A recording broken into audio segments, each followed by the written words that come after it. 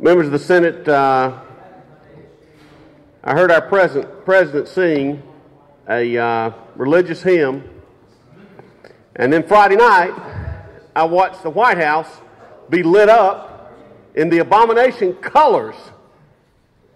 It's time. We've got Amazing Grace. We've got people in the stands here of faith. It is time for the church to rise up. It's time for the state of South Carolina to rise up. Romans chapter 1 is clear. The Bible is clear. This nation was founded on Judeo-Christian principles, and they are under assault by men in black robes who were not elected by you. We better make a stand. What I'd like to see is these folks that are working as in the positions that are dealing with these marriage certificates not to have to betray their faith or compromise their faith in order to subject themselves to the tyranny of 5 judges.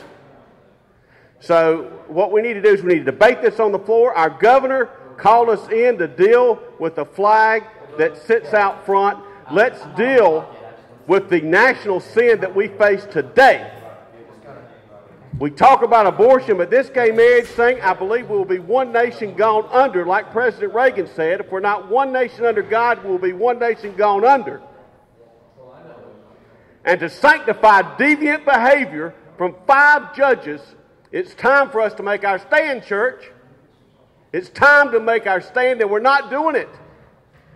We can rally together and talk about a flag all we want, but the devil is taking control of this land, and we're not stopping him. It's time to make our stand. Let South Carolina discuss it. If the state's got to get out of the business of marriage, then let's get out of the business of marriage, because we cannot succumb to what's being done to the future of this nation. Now, I believe that Christ teaches us to love the homosexual, but he also teaches us to stand in the gap against sin. And we need to make our stand. I know how people feel of all colors about this, and I know that we need to respect our brother and love our brother, but we cannot respect this sin in the state of South Carolina.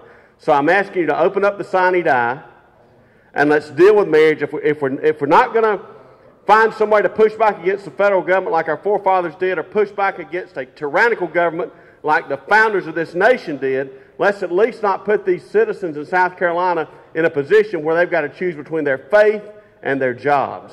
So thank you, Mr. President.